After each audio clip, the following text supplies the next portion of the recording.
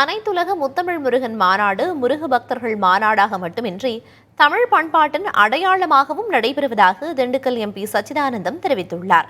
மாநாட்டில் பங்கேற்ற அவர் இந்த மாநாடு தமிழ்நாட்டின் பண்பாட்டை பறைசாற்றும் மாநாடு என்றும் பெருமிதத்தோடு கூறினார்.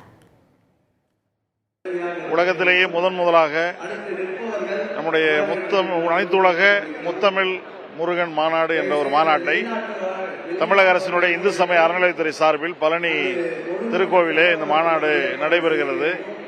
இது உலகளாவிய அளவில் அனைத்து தமிழ் பேசக்கூடியவரும் தமிழ் இலக்கியம் உள்ளிட்ட தமிழ் முருகன் என்றாலே தமிழ் இணைந்தது.